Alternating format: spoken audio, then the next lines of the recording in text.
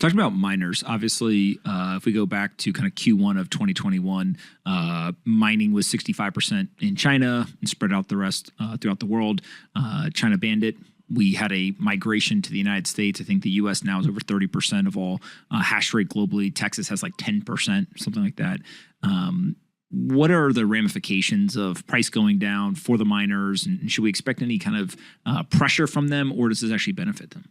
So this is another shoe to drop. I hate to tell you all, but miners have, like, public miners, if you add it up, they've got, go to like bitcointreasuries.com.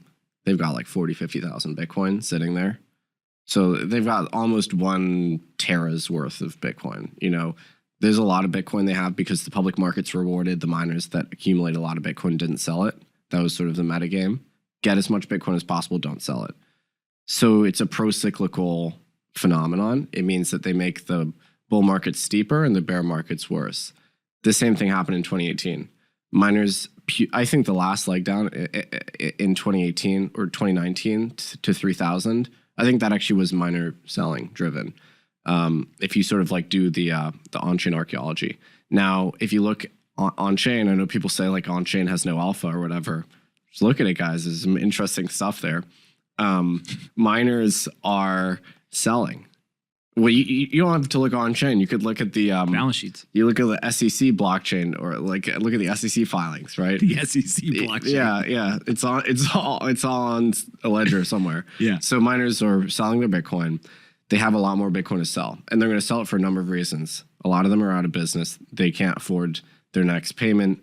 They're just not going to exist in a year's time. So there can be insolvencies there. A lot of them are too highly levered, and they're not going to be able to pay their bills, whether it's power, or they're not going to be able to make interest payments, and they'll be out of business.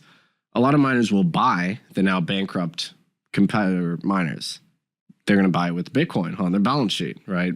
Or cash, but Bitcoin is a liquid asset that they have ready to go.